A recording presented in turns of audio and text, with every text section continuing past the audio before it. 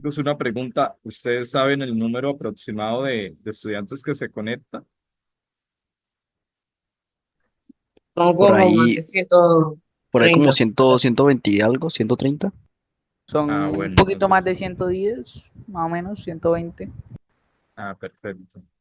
Entonces ya estamos llegando un poco como a la mitad. No, mentira, ya pasamos la mitad. Entonces les ruego un poco de espera, pues para que todos puedan ingresar y así iniciar a la par. Dado caso, si demoramos 10 minuticos, o sea, para comenzar, no hay problema, yo se lo repongo y vamos hasta las 8:10 para que verdaderamente sean 60 minutos bien, bien aprovechados y bien valiosos porque en últimas ustedes son los que, digamos, son los más interesados y pues de mi parte también soy muy interesado en que a ustedes les vaya muy bien. Entonces, 80 ya estudiantes conectados. Muy bien.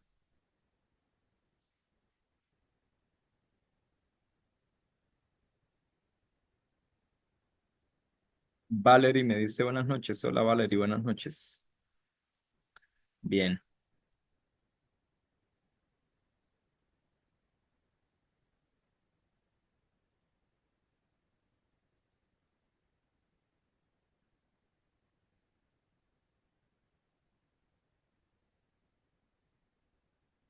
Alejandra, hola, ¿cómo estás? Estás saludando por el chat.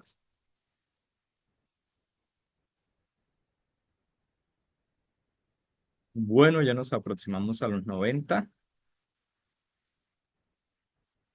Ya pasamos los 90. Bien.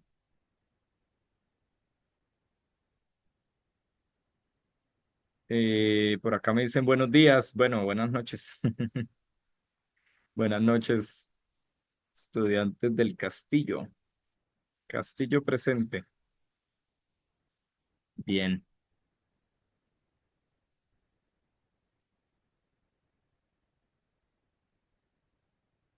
También veo estudiantes del CAS. Creo que estudiantes del Blanca Durán de Padilla.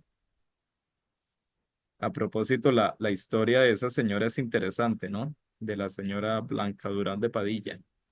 Si no la conocen, la invito a que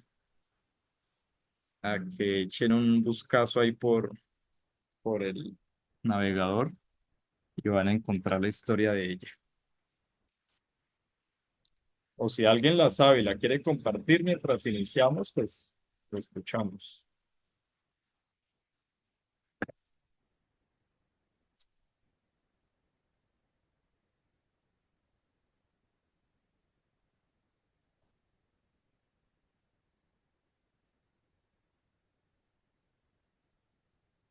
Buenas noches, estudiantes del CAS. Se están reportando por el chat. Muy bien.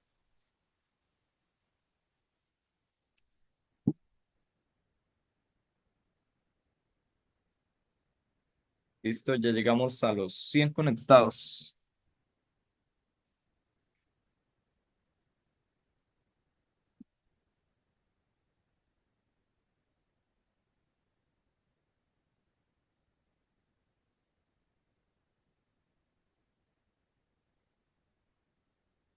Instituto Mariano, por acá me saluda Andrés Felipe. Hola, buenas noches, Andrés.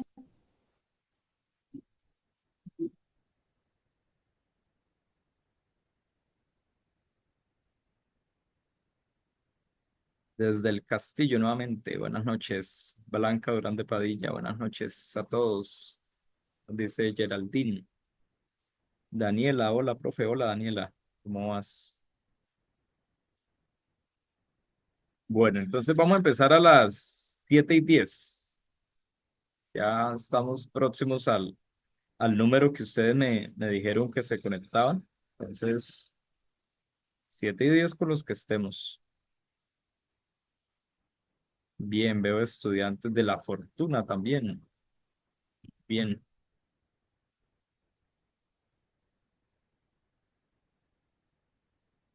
Juan Gómez, hola Juan, buenas noches. Santiago, buenas noches.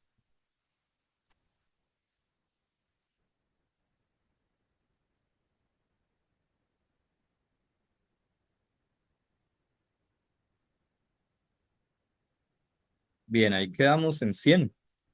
Vamos a ver si aumentamos ese número.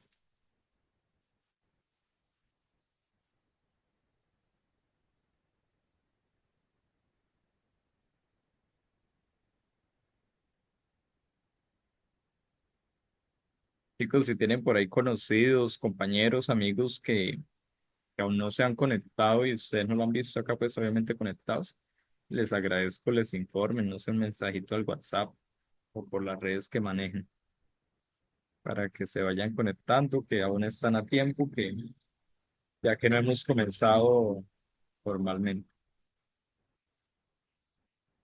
Bueno,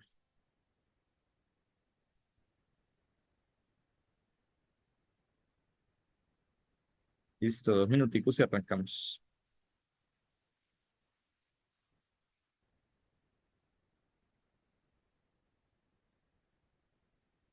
Mientras tanto, ¿alguien me confirma si eh, esta prueba o esta pregunta ya la han trabajado?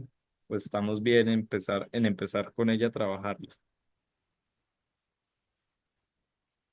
Por favor, me confirman. Pero pues en mi caso yo no recuerdo haber hecho esa pregunta. Ah, listo, vale. Vale, vale, gracias. Entonces está bien comenzar desde acá. Admitir. Listo, 1 minutico más y nos ponemos en forma.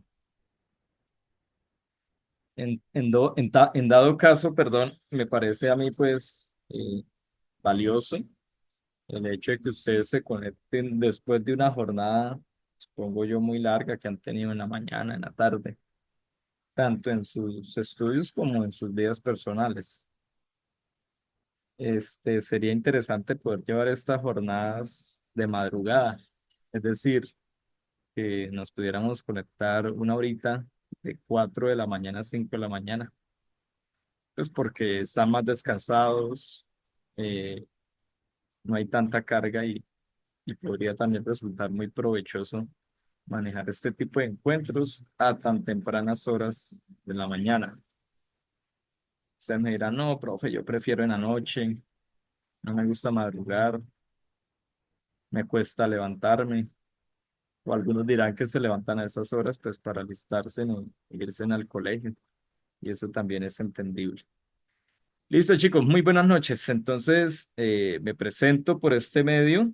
Yo sé que algunos ya hemos tenido la oportunidad de vernos naturalmente de forma personal. Sin embargo, para quienes no me conocen, yo soy Sergio A. Hernández. Acompaño este grupo Reifets, muy bueno además, ya por 3 años. Y pues bueno, hemos tenido muy buenas experiencias realmente.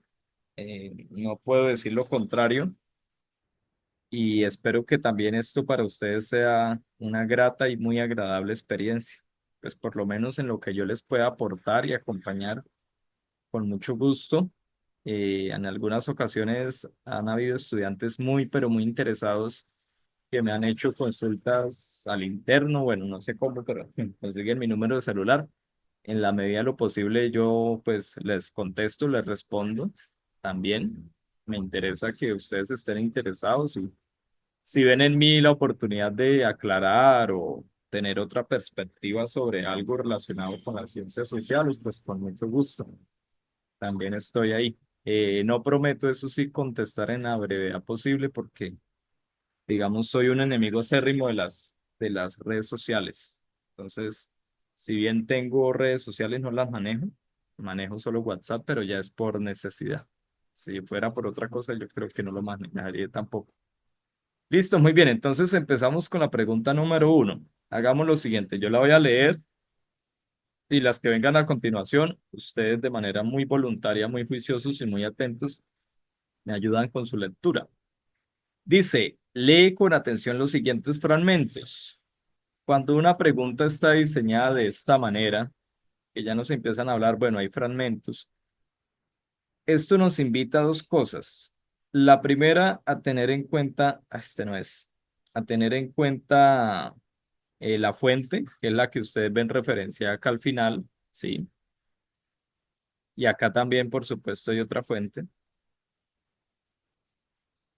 Y la segunda, que muy rara vez ponen las fuentes, me dicen por acá que una amiga está intentando ingresar. Bueno, todavía no tengo en la sala de espera a nadie. Tan pronto lo vean, le doy el aceptar. Gracias por informarme, Juanita. Y la segunda es que por consiguiente esas fuentes siempre son, digamos, no complementarias, sino contrarias. ¿Sí? Es decir, nos hablan desde perspectivas distintas. En casos muy puntuales, el IFEX maneja dos fuentes similares, sí, pero es muy rara vez las preguntas que ponen así. Bien, vamos a leer entonces la primera parte. Dice, la simultaneidad entre la propuesta de paz del presidente Belisario Betancur, 1982-1986, es decir, estamos hablando del siglo XX. Dice que la reunión, regáleme un momento, es que estoy acá pendiente también del chat. Me comenta Juanita que la reunión alcanzó su capacidad máxima. No sabría ahí darte respuesta a eso, porque tengo entendido que acá la capacidad máxima no existe, ya que pues el Zoom es premium. Mm,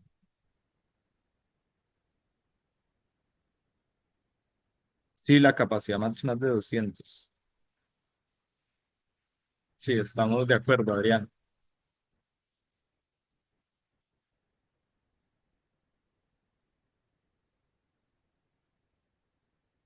Me dicen por acá que normalmente se unen 180 estudiantes. Solo tenemos 100, sí me parece extraño. Quizás algo de la configuración, voy a ver si puedo hacer algo. O permítame un momentico, voy a llamar a la profe Mónica, bueno, porque sí me parece extraño que no se pueda tener más estudiantes. Regálame un momento, chicos. Por el tiempo no hay problema, que como les dije, eh, avanzamos para que sea una hora completa. No, no hay afán por eso.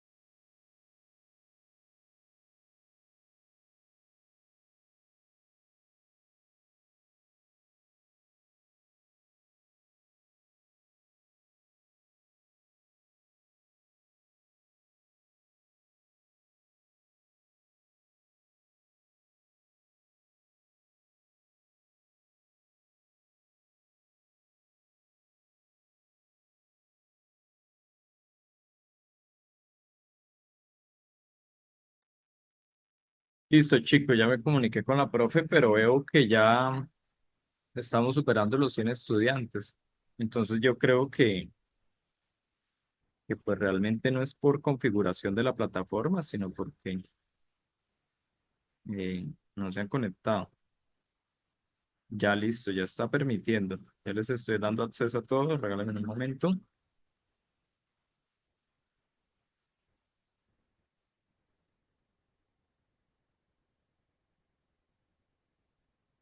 Ya vamos en los 110 estudiantes.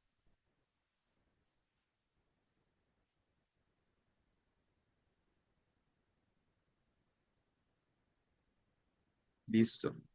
Bien. Volvamos entonces a lo nuestro. Estábamos acá.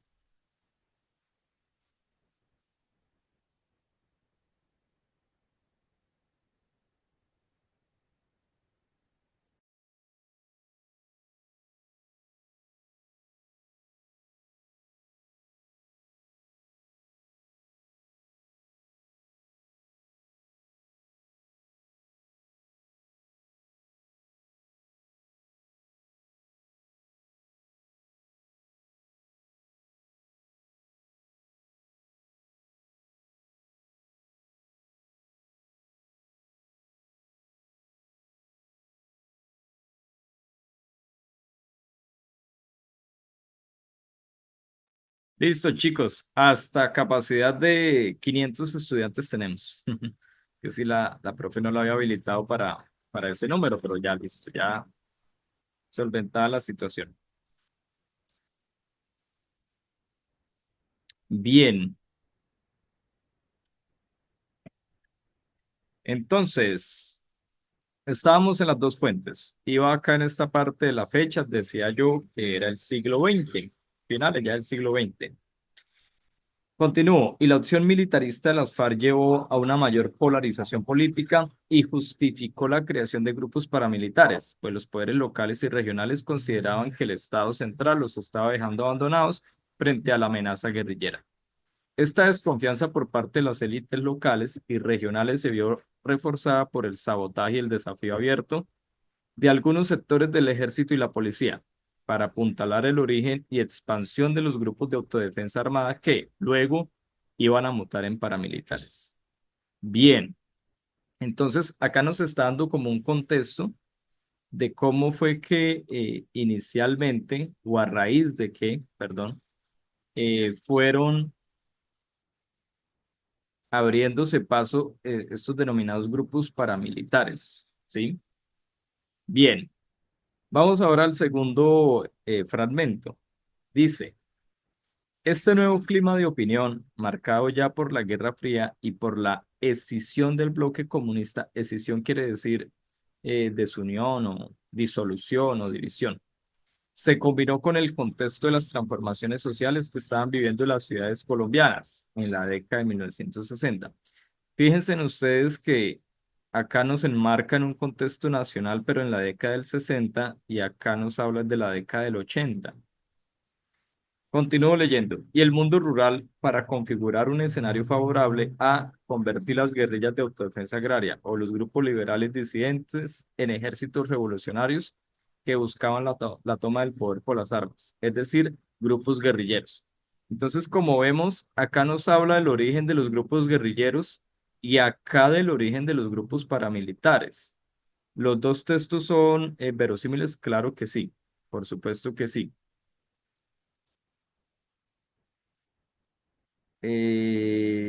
Ya les di a admitir a todos.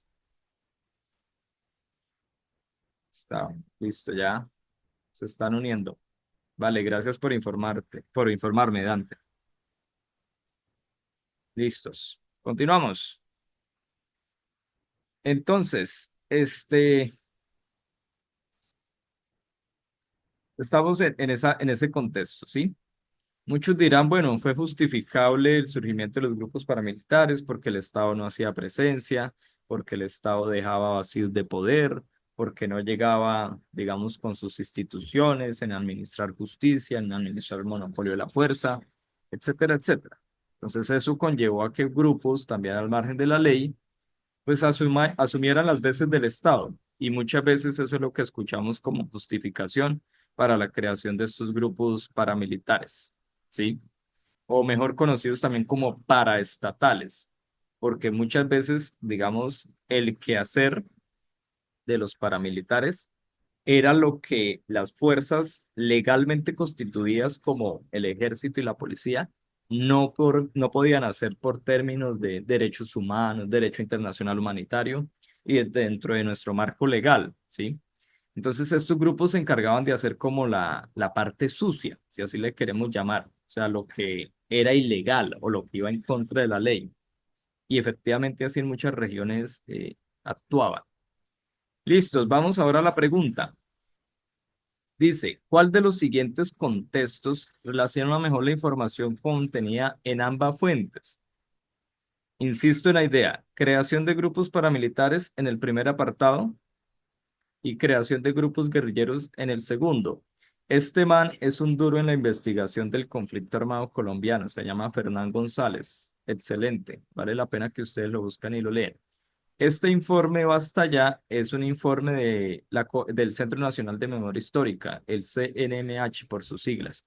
Es una entidad del Estado que fue creada hacia el 2011 para investigar las causas y consecuencias del conflicto armado colombiano. No es la primera institución que se crea para este fin, para este propósito. Ya Colombia en anteriores décadas había creado unas comisiones para el esclarecimiento y la verdad del conflicto armado colombiano, ¿sí? Es decir, nosotros constantemente sí hemos investigado las causas del conflicto armado, siempre. La academia siempre ha tenido esa labor y siempre lo ha hecho. Lo que pasa es que se investiga, pero es como si los resultados de esas investigaciones se hicieran oídos sordos porque no se toman acciones. Entonces diagnosticamos una realidad, pero al momento de tomar acciones, quienes lo pueden hacer, es decir, quienes poseen el poder político y económico, no lo hacen. Entonces ahí es donde uno se pregunta por qué sucede eso. Bien, pregunta chicos, ¿cuál de los siguientes conceptos relaciona mejor la información contenida en ambas fuentes? ¿Cuál consideran ustedes? Vamos a descartar. De las cuatro opciones, ¿cuál descartamos primero? D. La La D. La B. D. D. La D La no tiene nada D. que ver. La B. Digo la. La. La. Esta la descartamos. Descartamos la D. Delincuencia común, ¿cuál es? La que ustedes constantemente acá en Barranca escuchan a diario, ya sea en el voz a voz en las personas en la calle o por medios de comunicación, ¿sí? El hurto, el homicidio, el sicariato, el expendio de estupefacientes, todo eso es delincuencia común, ¿sí? Deja de tratarse o de llamarse delincuencia común es cuando ya es organizada, ¿sí? O hacen grupos de armados, hacen parte, perdón, de grupos armados ilegales ya más grandes. Llámese disidencias, llámese el Tren de Aragua, llámese guerrilla, ¿sí? Ahí ya no es delincuencia tan común. Bien, ¿cuál otro descartamos? Me decían que la participación política. Sí, estamos de acuerdo, aunque pues en cierta medida tiene que ver estos dos contextos con la participación política, sobre todo el segundo, en la creación de grupos guerrilleros. Pero Para es muy usted entender, superficial, profe. sí, claro, es muy superficial. Para usted entender el surgimiento de los grupos guerrilleros en Colombia, tiene que leer dos cosas fundamentales. Yo se las voy a poner acá, para que le pidan a sus profes de ciencias sociales que les expliquen mejor o más a fondo. El Frente Nacional, ¿sí? El Frente Nacional es fundamental para entenderlo. Y cómo el Frente Nacional, ahí viene lo segundo, cerró la participación política en Colombia. Bueno, y lo tercero, pues son la reforma agraria que siempre se ha postergado en Colombia. Son esos dos factores, el cierre de la participación política y la no realización de la reforma agraria en Colombia. Esas dos causas nos llevan a entender un poco mejor por qué surgen los grupos guerrilleros, que de hecho los grupos guerrilleros tienen su origen en los grupos liberales del llano o las guerrillas liberales del llano. Bien, eso se los dejo ahí para que ustedes lo consulten mejor. Si no les gusta leer, pues también pueden consultar videos muy, pero muy ilustrativos y muy interesantes.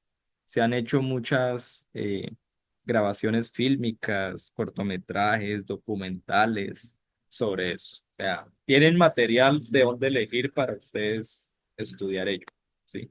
Si no le gusta lo visual, lo puede hacer desde lo auditivo. Bien, entonces quedamos entre dos opciones, la B y la C. Quedamos ahí. ¿Por qué no sería la C? Porque los movimientos sociales no, pues los grupos paramilitares se pueden considerar movimientos sociales, pero más que sociales son movimientos políticos. Bueno, interesante tu intervención.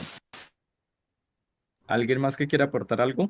Creo que esa situación no sea tanto por lo social, sino ya más bien por lo político y pues por lo que es un conflicto armado. Bueno, muy bien. Bueno, primera distinción entre un conflicto armado y un movimiento social. Un movimiento social, por consiguiente, tiene dos características. Tiene una causa y es organizado única y exclusivamente por la sociedad civil, ¿sí?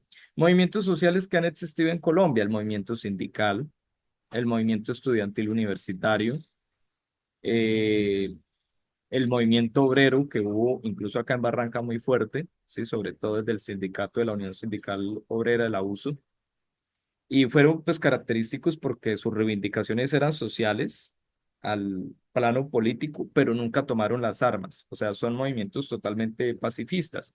Obviamente hacen vías de hecho, como cerrar una calle, hacer un plantón, un mitin, una marcha, es natural, ¿sí? Son sus manifestaciones, pero nunca empuñan las armas. En cambio, cuando esa causa o eso que se desea transformar y lograr se va hacia la lucha armada, se empiezan a hablar de grupos guerrilleros que quieren tomarse ¿qué? El poder político, pues para transformar la realidad, ¿sí? Y cuando eso sucede en un país por muchas décadas, como en el caso de Colombia, ahí ya se empieza a hablar de un conflicto armado interno. Vean, chicos, Colombia lleva en conflicto armado interno por más de 60 años. Estamos hablando que el conflicto empezó con el surgimiento de las primeras guerrillas, FARC y ELN, perdón, en 1964. De ahí hasta ahora seguimos en ese conflicto armado. Y obviamente a ese conflicto se le han anudado, se le han sumado otros actores, más guerrillas, los grupos paramilitares. Podría considerarse también que en Narcotraficantes. cierta medida los narcotraficantes, muy bien, aunque ellos vienen sobre todo de la delincuencia común, pero toman parte en el conflicto armado como financiando grupos paramilitares. Y pues se dice, no hay suficiente evidencia, también hay grupos guerrilleros. Entonces vean ustedes cómo todas esas dinámicas sociales pues hacen parte de un conflicto armado interno. ¿Qué pasa en Colombia y por qué no se ha solucionado eso? Siendo uno de los conflictos más antiguos que existe en el hemisferio sur del mundo. O sea, esta lucha parece nunca acabar, porque sencillamente el conflicto en Colombia se ha vivido de manera fragmentada. Unas veces le ha tocado a Barranca, otras veces le ha tocado a otras ciudades y así consecutivamente. O sea, nunca ha estado permanente en toda Colombia, sino ha sido fragmentado. Y por eso mismo la gente cree que o es ajena a esa realidad. Pero sí hay departamentos que han padecido este conflicto por décadas. Por ejemplo, la región del Catatumbo, norte de Santander, la región del Cauca, la región del Nariño, la región del Pacífico colombiano con Buenaventura y el Chocó, ¿sí? La región de Montes de María, que queda en nuestra región Caribe colombiana y que tiene más de 4 departamentos, Sucre, Bolívar, eh, Magdalena, en fin, eso hace que esta dinámica sea muy, muy compleja. Listo, chicos. Entonces, por consiguiente, estos grupos son alzados en armas, no son, pues podría decirse que el origen guerrillero inició también como un movimiento social, porque eran campesinos sin tierra de la región de los Llanos Orientales, pero luego tomaron las armas. Entonces, ya cuando toman las armas, pues pierden su carácter de organización civil y pasan a ser ya un grupo armado, ¿vale? Entonces, por ese motivo, el concepto que mejor se relaciona a esos dos fragmentos es el famoso CAI, conflicto armado interno. Profe, ¿eso tendrá solución? A este punto de la historia yo creo que sí. Bueno, yo Pero creo eso que muchas personas lo actualmente tomaría muchos años, o sea, de acá actualmente tomaría por lo menos otros 30, 35 años, teniendo en No, yo cuenta creo eso. yo creo que la solución está. ¿Por qué? Porque Desde la década del 80, con la aparición de los cárteles del narcotráfico, fundamentalmente con dos, Cartel de Medellín y Cartel de Cali, el conflicto toma otra dinámica, ¿sí? Y en ese sentido, hoy en día ese conflicto se disputa sobre todo por la economía ilegal de la cocaína. Entonces, la solución sería que los estados o los países que más nos compran cocaína legalizaran esa droga y Colombia también. De esa manera se desfinancian todos los grupos armados que están inmersos en este denominado conflicto armado interno. Y listo. Ahí sí tendrían voluntad política para firmar la paz. Ahí sí llegarían a negociaciones. Y pues se le tocaría lo que más les duele, que son sus finanzas. Sí, que justamente fue lo que ocasionó la guerra allá en la región del Catatumbo. Se robaron un cargamento de cocaína y, y eso conllevó a la guerra total. El todo contra todos. ¿Por qué? Porque se robaron un cargamento de cocaína. ¿Cuánto vale un kilo de cocaína en el exterior? Alguien que por favor me dé el dato. ¿Cuánto vale? Ahí usted lo pueden encontrar en la bolsa, aunque es una economía Depende de la ilegal. cantidad. Porque piensas que No, sabemos esa información. un kilo. No, usted lo pueden 30 buscar mil por internet. dólares. 30.000 dólares. Muy bien, estamos hablando en pesos colombianos más o menos de 120 millones de pesos. Solo un kilo. O sea, solo un kilo. Cuando estas personas mandan eso al exterior, están hablando de toneladas. ¿Cuántos kilos tiene una tonelada? 1000. 1000. 1000. Ah, bueno, entonces hagan la multiplicación de de cuántos millones de pesos es una tonelada si se ciento logra. veinticuatro mil millones de pesos. Imagínense ustedes, una tonelada equivale a 124.000 millones de pesos. Ojo, 124.000 millones de pesos. O sea, ya de por sí hablar de 1.000 millones de pesos es una cantidad enorme de plata. Y estamos hablando ya de cientos de millones, de miles de millones de pesos. Entonces, entiendan que por esa razón la guerra se financia. Tienen cómo comprar la justicia, tienen cómo comprar también algunos miembros del Estado, tienen cómo comprar a la sociedad civil, tienen cómo A los financiar medios. Por eso es a que es los tan difícil medios. acabarlo mediante la diplomacia, porque tiene grupos políticos de su parte que impiden que este se acabe.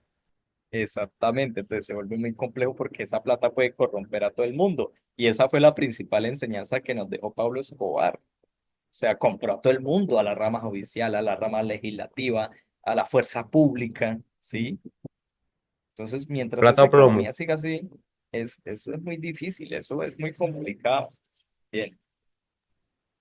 Dice Catalina, a Profe, ver, vamos a leer a Catalina. La verdad no, profe, ya que todos estos problemas o conflictos vienen desde décadas y a pesar de que eliminen los grupos armados que están actualmente, van a haber otros, espera, van a haber otros que serán creados y tal vez tomen más fuerza que los anteriores. En un futuro se puede, no leo bien, en un futuro se puede mitigar, pero todos esos conflictos siempre existirán y jamás se eliminarán. No, yo creo que hay que tener una visión más positiva. Yo creo que eso sí tiene solución. ¿Sí? Lo que pasa es que en Colombia siempre se ha pensado que la realidad es, o sea, sí o sí las tenemos que vivir obligados. Pero piensen ustedes lo siguiente, o sea, es decir, eh, cómo si toda Europa pudo salir de la crisis después de la Segunda Guerra Mundial, o sea, donde sus países quedaron en un 80% destruidos, donde familias enteras solo quedaron con miembros de una sola persona, donde todos perdieron algo, tanto en términos materiales como en vidas humanas. Y cómo si pudieron resurgir de eso, ¿sí? Entonces en Colombia yo creo que eso es una tarea y se tiene que hacer. Dice Juan Camilo, ¿por qué si se legaliza las sustancias traficadas se caen las finanzas de estos grupos? Porque es que justamente lo que da la rentabilidad de estas drogas es que son ilegales. Una vez se vuelvan legales, pues todo el mundo las puede hacer, todo el mundo las puede comercializar y como todo el mundo lo hace, pues los Baja la precios caen. inflación. Claro, es así, así de sencillo, esa es la fórmula, ¿sí? O sea, Así, la oferta contrarresta la demanda. exactamente. ¿Por qué? Porque ya todo el mundo lo puede ofertar y ya. Entonces usted no tiene necesidad de comprarle allá al que está escondido, sino lo puede hacer a cualquier persona. Bien, vamos para la otra pregunta. Número 2. Se dirán, uy, profe, si nos demoramos en una sola pregunta. Vale la pena que ustedes hagan estos análisis. Alguien que por favor lo lea. Pregunta número 2. De acuerdo con un estudio de una organización no gubernamental experta en temas de movilidad, uno de los principales problemas de las grandes ciudades de Colombia es el exceso de vehículos particulares que sobrepasa la capacidad de las vías construidas. Este fenómeno se presenta principalmente por el aumento de la población. El disminuir los efectos de esta problemática que produce, además, contaminación del aire urbano, se proponen las siguientes estrategias. 1. Estudio por parte de la Secretaría de Planeación para el mejoramiento de la malla vial. 2. Aumento de la cantidad y capacidad de policías de tránsito para facilitar el flujo de vehículos. 3. Implementación de tecnología avanzada para mejorar la coordinación de los semáforos. 4. Realización de campañas pedagógicas con servicios públicos para desestimular el uso de carros y motos particulares. ¿Qué tipo de relación encontramos entre las 4 mejoras estratégicas para mejorar la movilidad? Listo, chicos. Listo, Kevin. Entonces lo siguiente, vean ustedes. Las 4 opciones empiezan, hay 2 similares y las otras 2 también son similares. Profe, ¿por qué son similares si ni siquiera la hemos visto, si ni siquiera las hemos leído? Porque sencillamente usted se da cuenta en la primera palabra que están utilizando, ¿sí? Complementariedad e incompatibilidad. Y acá encontramos lo mismo, ¿sí? Y acá encontramos lo mismo. Entonces, Todos esos cuadernos de él tiene muchas cosas regadas en esa mesa. de estas 4 opciones, por favor, estar atentos a los micrófonos encendidos. Bien, de estas 4 opciones, ¿ustedes qué pueden decir? ¿Son complementarias o incompatibles? Complementar. Son complementarias. Complementarias. Todos están de acuerdo en que son complementarias. Entonces, como eso es así, ya no vamos a ahorrar tiempo. Entonces, nos vamos a centrar en la opción A y en la opción C. Queda descartada la opción B y la opción D. Vamos a ver ahora por qué son complementarias. Entonces, es lo que nos resta el análisis. Vámonos con la A. Porque permite que organizaciones no gubernamentales participen activamente en el mejoramiento de la movilidad. ¿Eso es Profe, cierto dentro de esas 4 estrategias? profe, No, Señor. la Secretaría de Planeación sí es una entidad gubernamental. Muy Digo, sí es bien, una organización gubernamental. muy bien. Entonces, acá cuando nos hablan de Secretaría de Planeación, es una organización del gobierno, es una institución, ¿sí? Por lo tanto, esta opción ya no es la correcta, que es la A. ¿Por qué? Porque nos está diciendo que todas, ¿sí? Las 4 estrategias hacen parte de organizaciones no gubernamentales. Y eso no es cierto porque acá vemos que está la Secretaría de Planeación. Muy bien por tu aporte. Entonces nos quedamos con la C, porque permite que diferentes entidades del Estado se articulen para la implementación de las estrategias propuestas. Efectivamente, acá hay una articulación de esta señora con la estrategia propuesta por quién, por una entidad no gubernamental. ¿De acuerdo o no de acuerdo? Pues estoy yo equivocado. no, pero sí, sí, sí es la C. Sí, lo hace. De Bien, acuerdo, de acuerdo, de acuerdo. entonces estamos con la C. Listo, por favor, si hay alguien que no haya entendido, con mucho gusto, volvemos a hacer el análisis. Listo, chicos. Esto es lo ideal que ustedes desarrollen. Sí, obviamente, no es que el día de la prueba IFET se pongan a hacer este tipo de cosas porque les demandaría mucho tiempo, sino que ustedes logren la habilidad para hacerlo tan pronto estén abordando la prueba. Entonces, esto es para que ustedes desarrollen como esa agilidad. Hagan de cuenta cuando ustedes están aprendiendo a tocar un instrumento musical. Al principio, nuestros dedos son totalmente torpes, no coordinan. Nuestro oído también está descoordinado. O sea, esa joda es como que, uy, no, yo esto no voy a ser capaz, ¿sí? Cuando usted ya va practicando con el tiempo, lleva 1, 2, 3, 4 semanas y logra el mes, se da cuenta esa armonía que coge involuntariamente sus dedos con el ritmo de la canción que usted está interpretando. O sea, usted ya está desarrollando ahí una habilidad musical. Y eso es algo fenomenal. Hasta uno se alegra bastante de haber alcanzado eso. Y yo lo digo por una experiencia muy personal. Cuando estaba aprendiendo a tocar la gaita colombiana, no, yo creí que nunca iba a ser capaz. Después del tiempo, era capaz de subir los altos, los bajos, el agudo, los dedos se movían a la amarilla. Mejor dicho, me sentí tan alegre y entendí ahí muy bien que era desarrollar una habilidad. Y es eso. Ustedes lo pueden lograr con la lectura. Claro, al inicio cuando ustedes se enfrentan con un texto, pueden pensar, yo no entiendo, yo no soy capaz. Su cerebro pues obviamente dice, uy, no, hermano, esto es muy largo. Sí, qué aburrimiento leerlo. Pero cuando usted lo va habituando a la lectura poco a poco, luego el cerebro le va a pedir es lo contrario, que usted lea.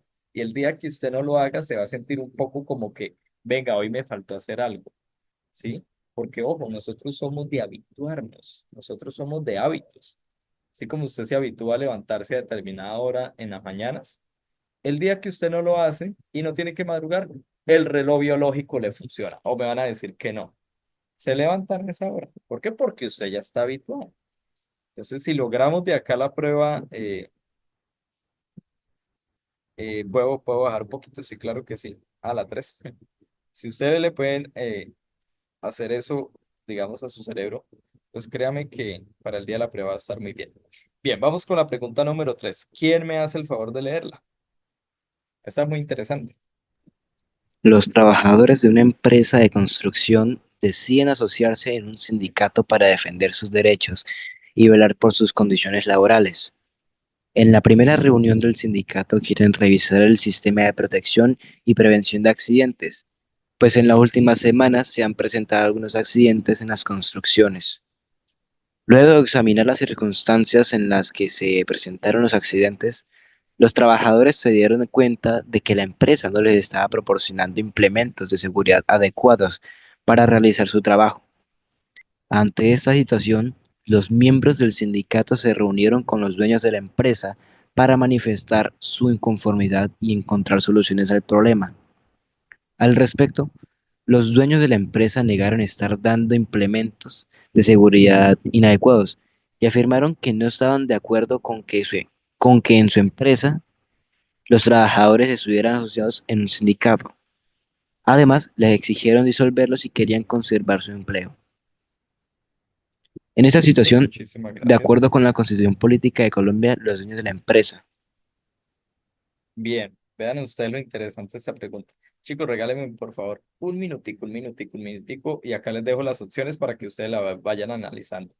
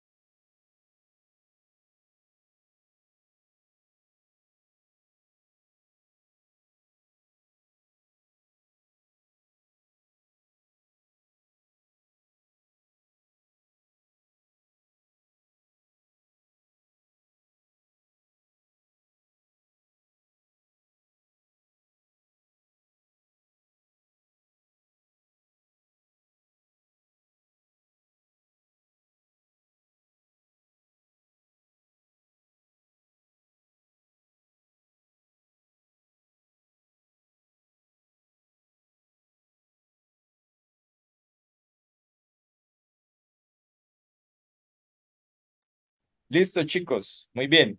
Bueno, voy a leer el chat. Están como muy activos. A ver. Dice, se descarta A y C y ya dan la respuesta correcta. Dicen que la D. Bueno, vamos a ver. Vamos a descartar. Entonces, Constitución Política de Colombia. A grosso modo, ¿la Constitución Política de Colombia le permite a los trabajadores asociarse en un sindicato? Sí. Eso está en la Constitución, en el derecho fundamental de la libre asociación. ¿Quién lo recoge y lo formaliza propiamente con el nombre de sindicato? El Código Sustantivo del Trabajo. Ahí está regulado cómo se forma un sindicato, qué necesita, cuáles deben ser los estatutos, objetivos, bueno, etcétera, etcétera. Pero la Constitución da ese aval, entonces sí lo podemos hacer.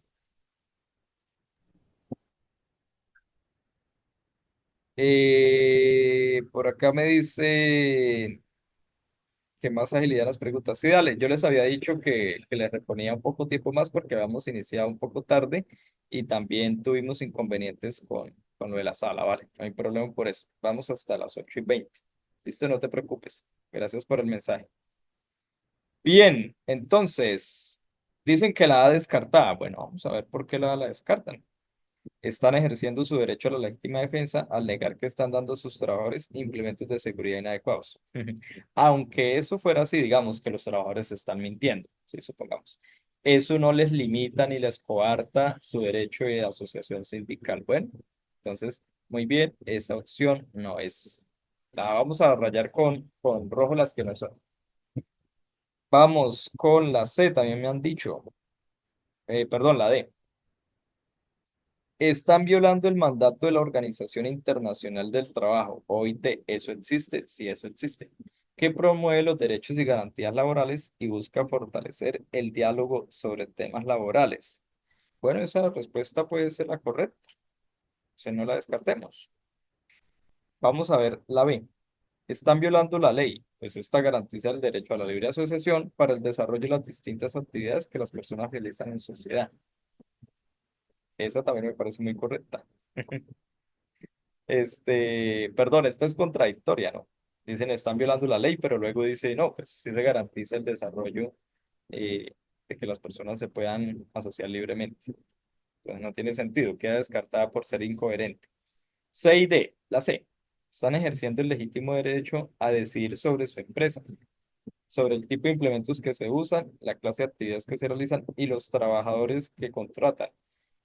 Bueno, eso es mentira, ¿no? Porque digamos, si yo soy dueño de mi empresa, pues yo soy quien defino qué trabajadores contratar.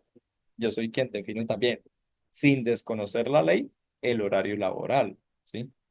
¿Qué más yo puedo definir? No, yo puedo definir todo en mi empresa. Lo que no puedo hacer es violar la ley. Decirles, por ejemplo, a mis trabajadores, van a trabajar 15 horas diarias. Eso va en contra de la ley y eso ya no lo puedo hacer.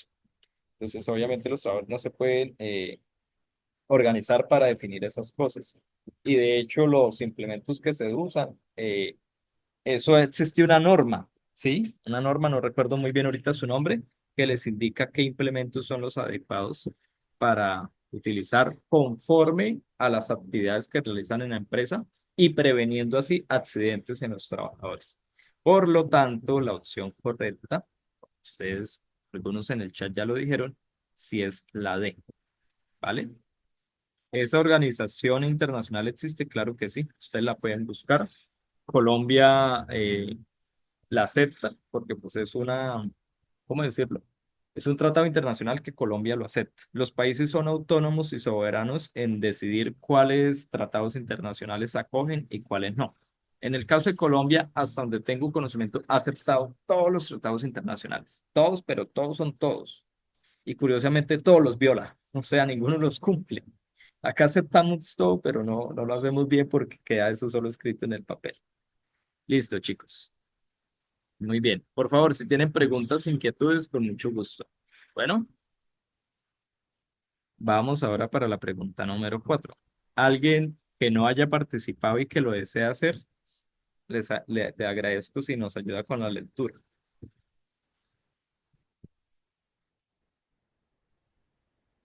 No, profe, Dale, dale. dice, lea atentamente el siguiente fragmento. En la tarde del 27 de febrero de Ese no es, ese 1933, no es. perdón, Es el perdón. número 4, Eh, el número 4. Un grupo de mujeres feministas decidió organizar una marcha a favor de la libertad sexual y la promoción de la salud reproductiva para transmitir su mensaje. Las organizadoras de la marcha planearon que las participantes usaran disfraces alusivos a métodos de planificación. La marcha fue aprobada por la alcaldía y se cerraron varios días para su desarrollo. Sin embargo, durante la actividad, un grupo de hombres empezó a seguirla y halagar el atractivo de las participantes, lo cual las hizo sentir incómodas, por lo que pidieron apoyo a la policía. Al respecto, un político afirmó lo siguiente en un medio de comunicación: ese es el problema de las feministas. Mientras expresan sus creencias y exigen derechos, todo está bien. Pueden vestirse como quieran y afectar el funcionamiento de la ciudad. Pero cuando otra persona expresa su opinión que a ellas no les gusta, entonces ahí sí piden que la fuerza pública lo reprime. El mensaje que tenían transmitiendo no es el de igualdad, sino el de la imposición de sus ideas. Esa posición arbitraria es la que ha vuelto feminazis a las feministas. Listo, muchísimas gracias. Si ustedes lo observan bien, eh, esa posición del político, pues fue en cierta medida, ojo, no me vayan a tratar a mí ¿qué? De xenofóbico, ¿no? ¿Cómo es que se llama el odio hacia la mujer? Machista. Ayúdenme. Bueno, sí, de machista, pero eso tiene un nombre. ¿Sexista? Eso tiene un nombre. ¿Misógino? No. Misógeno, Misoginia. misógeno, muy bien. No me van a tratar ni de machista ni de misógeno. Pero si ustedes lo leen así, puede resultar muy convincente. Oiga, sí, venga, ¿cómo es posible que en una manifestación no le permiten a otras personas manifestarse también como les gusta? Y de hecho, muchas personas lo creen así. O sea, no crean que esto es algo totalmente inventado y sacado de los cabellos, como se dice. No, hay personas que lo piensan así, ¿sí? En ese sentido, eh, pues bueno, yo creo que si tú sabes que, por ejemplo, allá en un parque hay un grupo de hinchas de un equipo y tú eres hincha de otro equipo y tú vas allá a insultarlos y a decir que eres hincha de otro equipo y lo demás, pues yo creo que, pues primero es una decisión no tan racional y segundo que sí va a generar muchos problemas. Porque si tú sabes que están allá, pues, ¿qué necesidad tienes de ir hasta allá para ofenderlos a pesar de que te estés expresando si saben que son hinchas de otro equipo? Sí, o sea, es decir, no hay razón de ser. Eso ya la razón de ser es como ofensiva, su querer ser ofensivo, ¿sí? Aunque bien, acá se contraponen dos derechos fundamentales, que es el de la libre expresión, porque digamos, si uno lo lee en la norma, en la ley, en la Constitución, sí, todos tenemos derecho a expresarnos, ¿sí? Eso está claro. Dicen por acá, voy a leer el chat un ratico. Dice, sí, lo peor de todo es que el movimiento feminista es un movimiento social, político y cultural que busca la igualdad de derechos entre hombres y mujeres. Eso es cierto. David Ferreira dice, lo prenden a puño. Sí, eso ha pasado. Bueno, dice, de acuerdo con la situación descrita, ¿cuál de las siguientes es una consecuencia negativa de la afirmación del político? Ojo, o sea, ¿qué efecto negativo puede generar esa posición, esta de acá, de ese político? ¿Qué creen ustedes que eso puede incentivar en Profe, sus electores o en la audiencia? ¿podríamos descartar la D, la última? Vamos a ver la D. La Dice D y acá el la compañero C. que descartarla. Dice que se reconozca la importancia de las luchas sociales de los movimientos feministas. Obvio, eso no va a causar eso. Y la C, que se promueva la diferencia hacia cualquier iniciativa de defensa de los derechos humanos. Claro, eso tampoco va a promover, perdón, este tipo de cosas. Entonces quedamos entre la A y la B. ¿Qué creen ustedes? Yo creo que es Ah, la B. Dicen por acá, la A. Vamos a analizar la A. Que se cuestionen las posturas de organizaciones sociales que no toleran ideas diferentes a las suyas. Bueno, acá está el concepto de tolerancia. ¿Será que esa Profe, sería yo la creo que manera? es la B. Bien, pero estamos analizando la A, ¿vale? Es la B, la B. ¿Será que esa manera busca también formas tolerantes de entender las diferentes posiciones? No. ¿Sí? Obviamente que no. Yo ya lo dije, eso es una posición totalmente ofensiva. Por lo tanto, no nos queda la B, que se genere el rechazo hacia el movimiento feminista por considerarlo comparable con el nazismo. Y justamente este término feminazi lo que busca es eso, ¿sí? Eso es lo que busca es eso.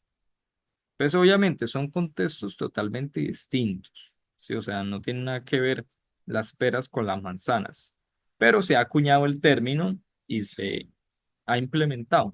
Pero si usted lo analiza en su parte terminológica, en sus contextos, son totalmente distintos. No tienen mayor relevo, o sea, no tienen mayor relación, ¿sí? Podría, no sé, decirse femimachistas. Eso sí podría ser el término, me parece a mí adecuado, un femimachismo, que son mujeres hablando de la reivindicación de los derechos, pero a la vez quieren coartar los derechos de los demás. Sí, podría ser, creo yo, que un término que hace más justicia en la realidad de las cosas. Pero feminazi me parece, pues aparte de muy descontextualizado, es un despropósito, o sea, ese término ni debería existir. Listos, por favor, preguntas, dudas, inquietudes, todas las que tengan. Dice por acá Efraín, el feminismo perdió su rumbo hace rato. Sí, estoy de acuerdo con esa afirmación. En Colombia se ha analizado el feminismo en 3 generaciones. La primera generación era muy chévere por lo que reivindicaba y logró. La segunda también. Ya la tercera no la comparto mucho porque ya se van a unos extremos que digo yo, en todas las posiciones los extremos son muy dañosos, ¿sí? O sea, en lugar de promover, hacen lo contrario, limitan. Corre, una cosa, o sea, como así, yo no Señor, entendí.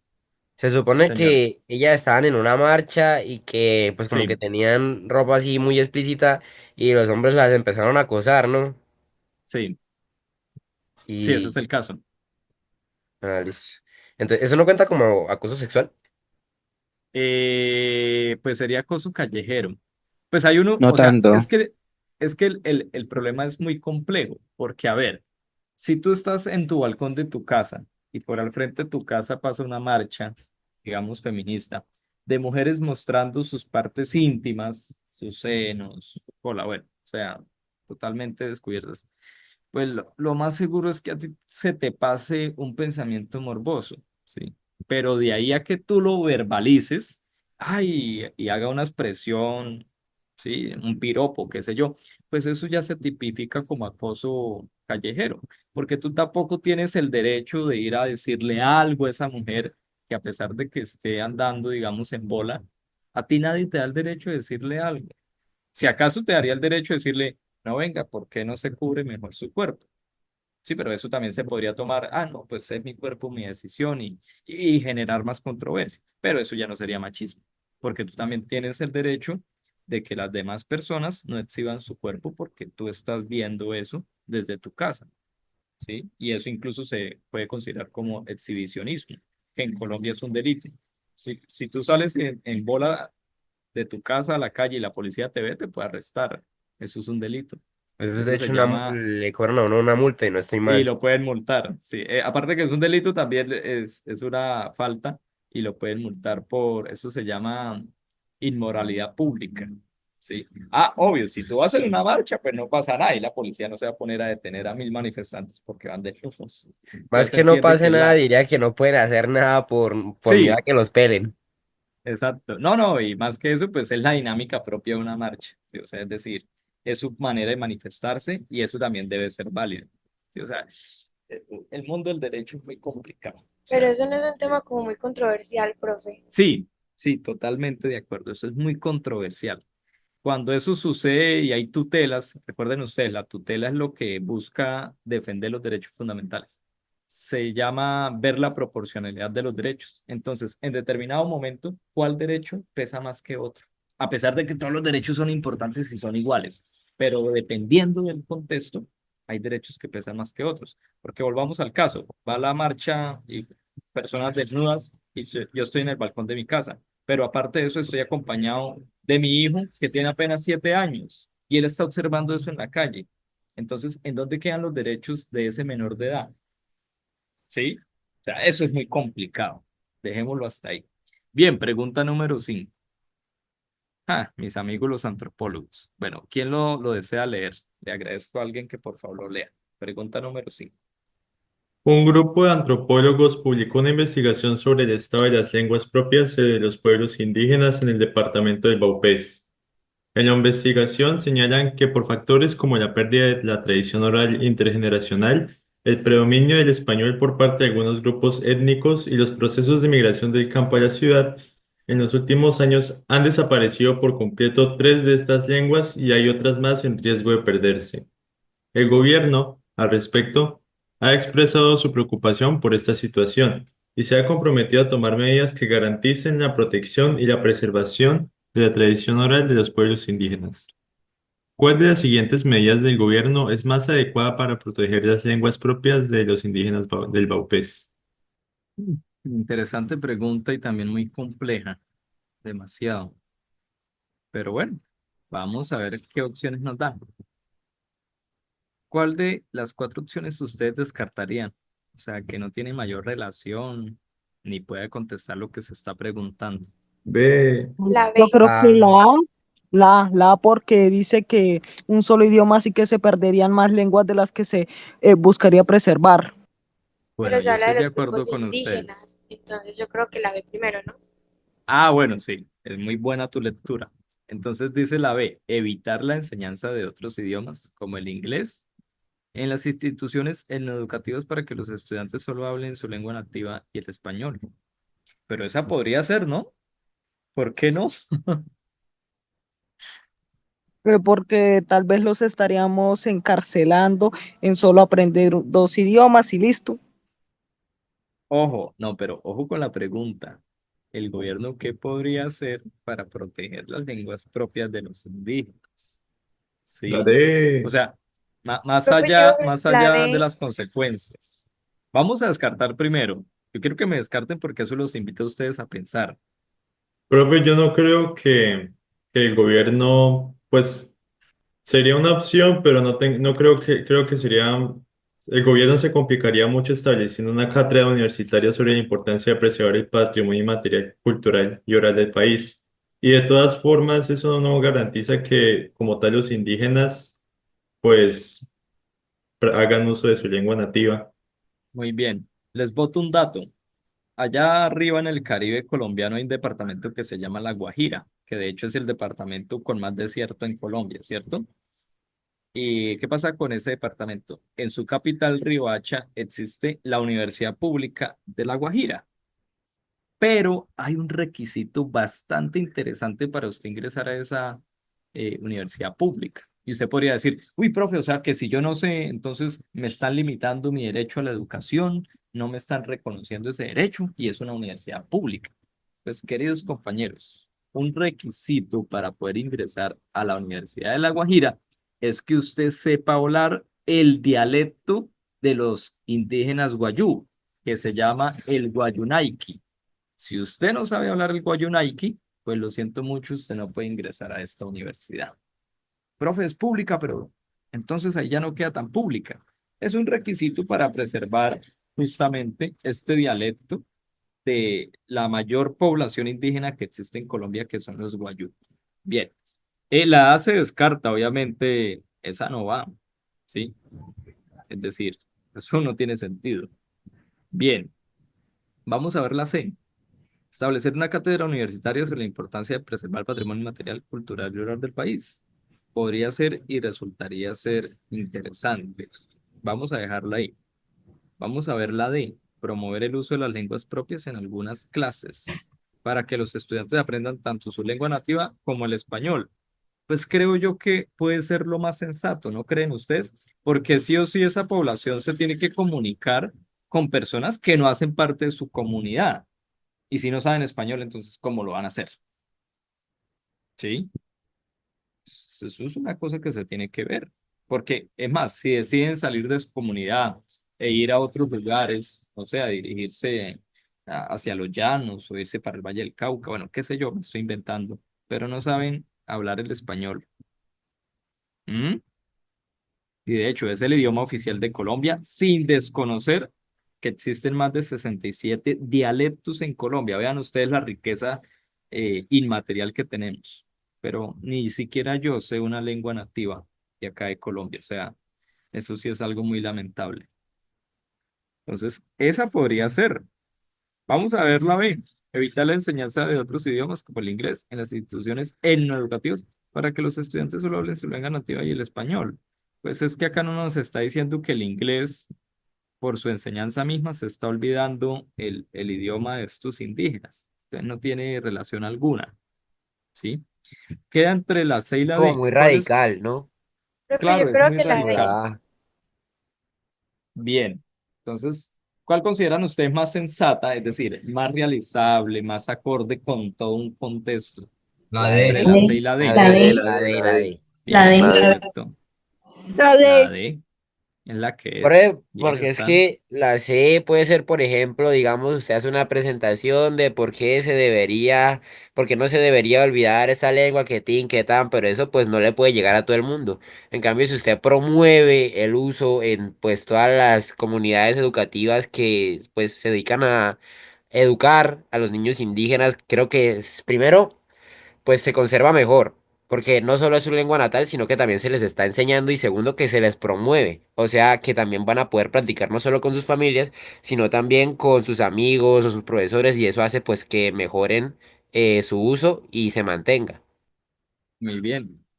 Y efectivamente, de hecho, estas cátedras existen y nos hablan de la importancia de las cosmovisiones, de la tradición, de la cultura de muchas poblaciones indígenas en Colombia, pero eso queda en la misma cátedra. O sea, no hay unos ejercicios verdaderos donde venga.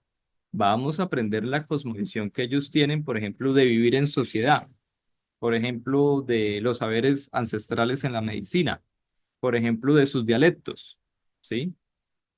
Entonces, la mejor manera es que fortalecer el mismo núcleo, que es la misma población, ¿sí? Para que ellos sean, obviamente, por derecho propio, los portadores de esta riqueza.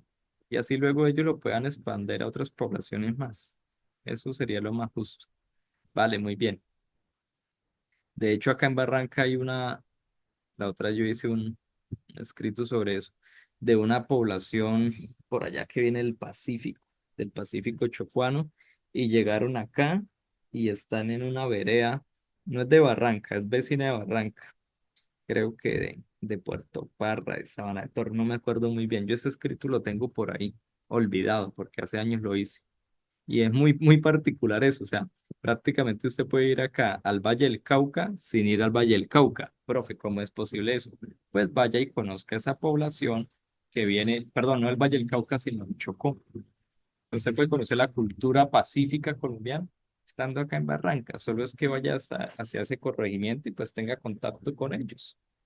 ¿Sí? ¿Y por qué ellos se acentuaron acá? Eso sí lo recuerdo muy bien, porque las condiciones climáticas y geográficas de acá son muy similares a las de allá del Chocó, de esa parte donde ellos venían. Entonces, por eso a ellos les gustó tanto acá, porque se sintieron como en casa. Es muy, muy interesante. Yo después lo busco y si tenemos la oportunidad lo charlamos. Dice, pregunta 6. Lea atentamente el siguiente fragmento. ¿Quién me hace el favor de leerlo? ¿Quién sería tan amable?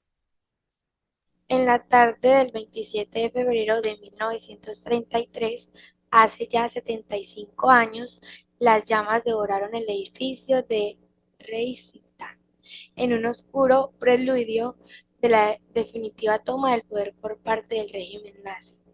Un siniestro cuyas circunstancias aún hoy no han sido aclaradas, aquel desastroso incidente precipitó el ascenso al poder de Adolf Hitler, quien había sido nombrado Kansler en enero.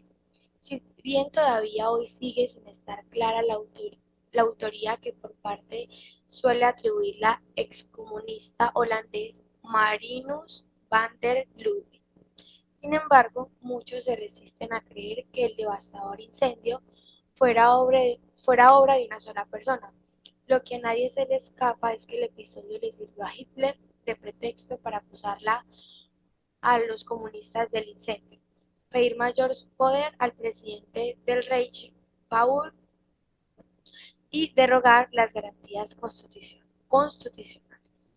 Listo, compañera. Muchísimas gracias.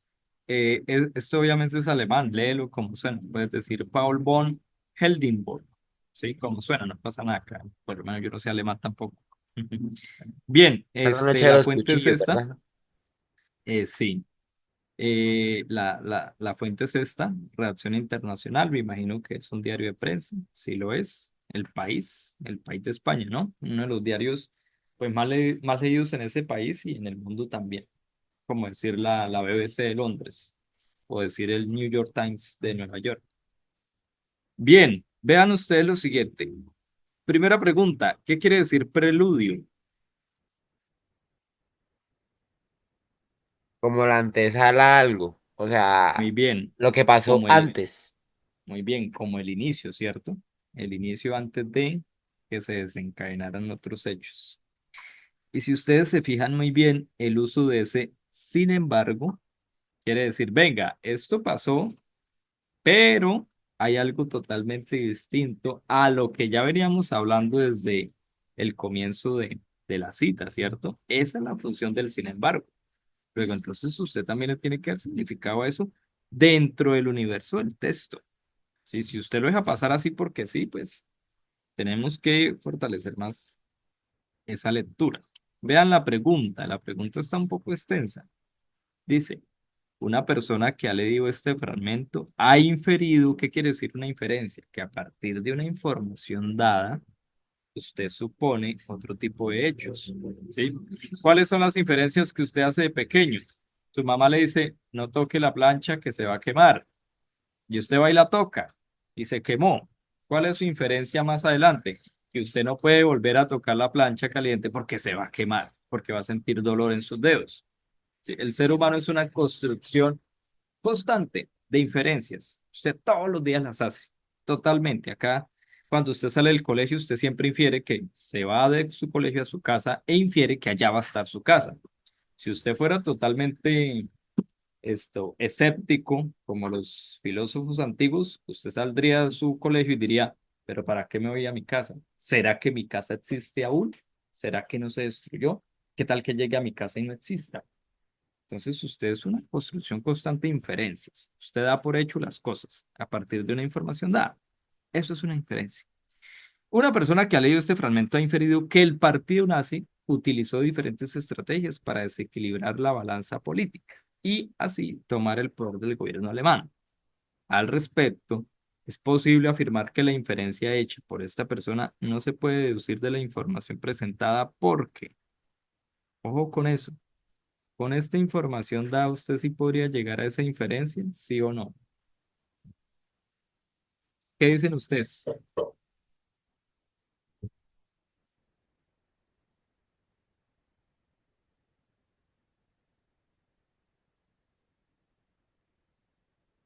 Chicos, ¿sí se puede afirmar esa inferencia? O sea, a partir de estos hechos, ¿qué creen ustedes? ¿Es Sí, ¿no? posible? ¿No es posible? No, no quiero que me Pero pregunten, quiero...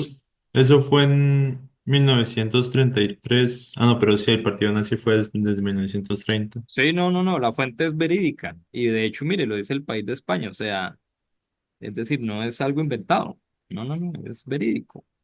Pero la pregunta es, la persona que leyó ese fragmento, que ustedes también leyeron, acabamos de leer, llega a una afirmación. Y la pregunta es, bueno, a esa afirmación que llega esa persona, ¿es posible? ¿No es posible? Yo digo que eso es ¿Qué creen posible. Pues es ustedes? posible. Es posible. Es posible. Si Bueno, la vamos a tomamos ver del texto es entonces. posible, pero si tomamos todo el contexto diría que se aclara muchísimo más. Ah, no. Ustedes, por favor, esto ténganlo en cuenta en el IFES. Usted solo téngase a la información presentada. ¿Sí? Que usted sabe mucho de la Segunda Guerra Mundial. Perfecto. ¿Sí? Pero usted solo aténgase a la información presentada. O sea, no se vaya más allá. Solo quédese ahí y analice lo que se le está preguntando y lo que se le está presentando. Bueno, entonces con esta información dada, dicen ustedes que sí es posible. Vamos a ver las que dicen así. B, la fuente no presenta información suficiente para hacer esta inferencia. D, la fuente presentada en el texto es una opinión, no una fuente histórica o periodística. Esa no es cierta, porque ya sabemos que el país de España sí es una fuente periodística, ¿cierto? Entonces, esta queda descartada. A, no es posible conocer si la quema del Reichstag realmente ocurrió. También, Pues eso sí se también puede, Falso. destacada. Si ocurrió. eso también Pues descartada. Eso sí se podría llegar a saber. Toca Si es un tener más edificio con nombre evidencia. propio, digo yo que habrá sido bastante importante, entonces habrá tenido bastante revuelo. Exactamente. Y de hecho puede tener mucha información. Bien, quedamos entre B y C. B, la fuente no presenta información suficiente para hacer esta inferencia. Podría ser. Yo Y diría C, que es la fueron B. otras estrategias que utilizó el partido nazi para hacer equilibrar la balanza política. Esta C se puede inferir con esta información dada. No, Cas. ¿Cierto que no? No. Por lo tanto, queda descartada. Usted, su merced lindo, que conoce muy bien la Segunda Guerra Mundial y en particular lo que hizo el Tercer Reich, no puede extralimitarse a lo que el IFE le presenta. Ojo con eso. Por lo tanto, esa no es y nos quedamos con la B, siendo esta la opción correcta. Muy bien. ¿Listos? Por favor, apréndase eso. Si usted sabe mucho del tema, tenga cuidado porque se puede equivocar. En el sentido de que al IFES le interesa saber usted cómo interpreta esa pregunta en particular, ¿sí? O sea, no más allá de lo que usted conoce, sino eso que se le está preguntando, a ver si usted sabe inferir, si sabe deducir, si sabe proponer, etcétera. Bueno, vamos para la vuelta y cerramos el día de hoy. Ya me dice, profe, ya son las 8. Es decir, recuerde que yo les dije que les iba a reponer el tiempo. Me gusta ser justo en ese sentido por todos los percances que tuvimos. Bien, la 7, la voy a leer yo. Debido al aumento de cultivos ilícitos, nuevamente volvemos a los cultivos ilícitos. En varias zonas selváticas de un país, ¿quién dijo que no era Colombia? El gobierno decide poner en práctica una estrategia de eliminación de dichos cultivos. La estrategia consiste principalmente en destruir los cultivos usando un poderoso herbicida, el glifosato. El herbicida sería irrigado desde aviones con el fin de evitar su contacto directo, pues varios estudios científicos señalan que el glifosato podría está relacionado, perdón, con enfermedades como el cáncer y el Parkinson.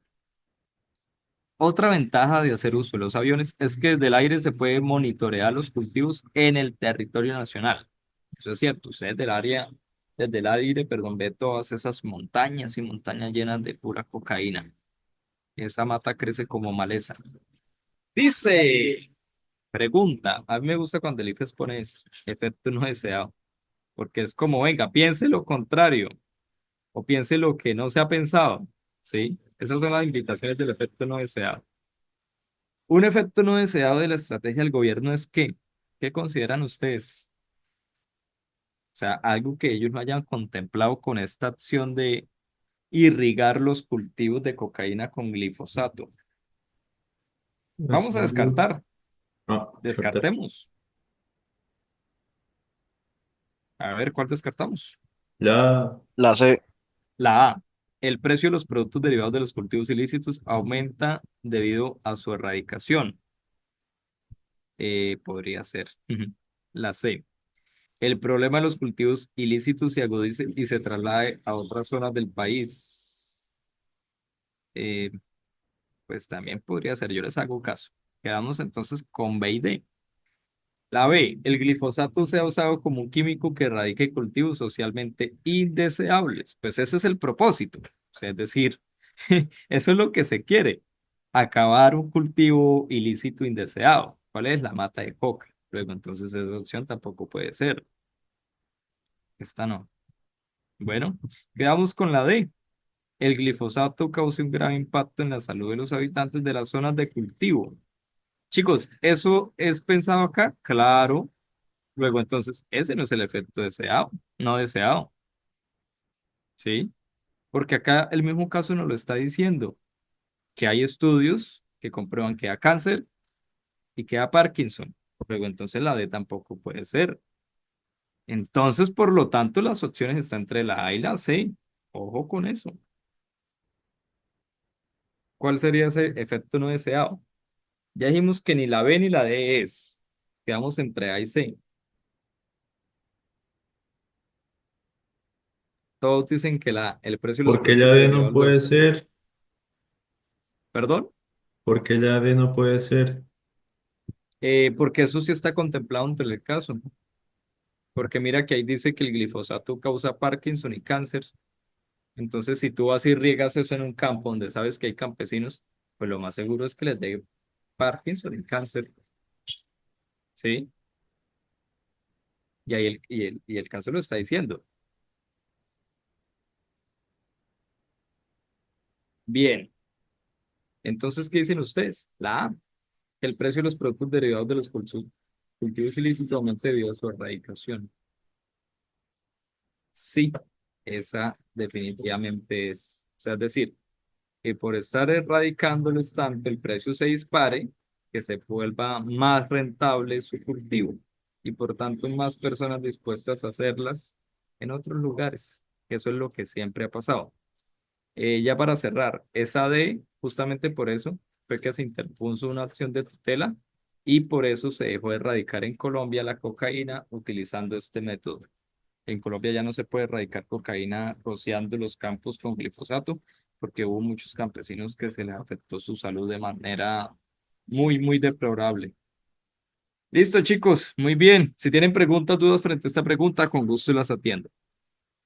De lo contrario, les agradezco por su atención, por su disposición, por estar acá, porque vea que estuvimos casi media hora más, pero es entendible por los percances que tuvimos.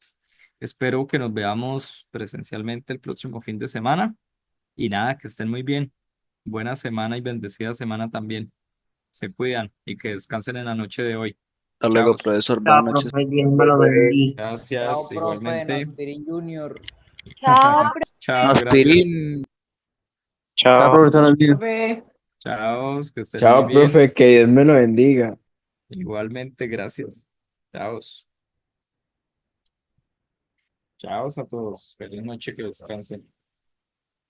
Pero es una pregunta, Dime. ¿por qué la C no puede ser? A ver, vamos a ver la C. El problema de los cultivos ilícitos se agudice y se traslade a otras zonas del país. Ese también podría ser. Un efecto no deseado de la estrategia del gobierno es que, sí, ese también puede ser. El problema de los cultivos ilícitos se agudice y se traslade a otras zonas del país. No lo había leído bien. Vamos a verla con la A. El precio de los productos derivados de los cultivos ilícitos, el precio derivado de los productos aumenta debido a su erradicación. Pero para el gobierno sería más indeseable no que el precio aumente o disminuya, sino que si el problema se traslade a otras zonas del país. Sí, o sea, es que yo en un principio Sí, dije, no, o sea, al gobierno no siento que le tenga por qué interesar que suba o baje el precio de lo que están vendiendo o no están vendiendo. sí, pues en esta estrategia de erradicación no. A ellos lo que les interesa es erradicar. Ya los efectos que eso cause, como los precios y eso, pues eso ya es por aparte. Pero sí, me parece más justa la C.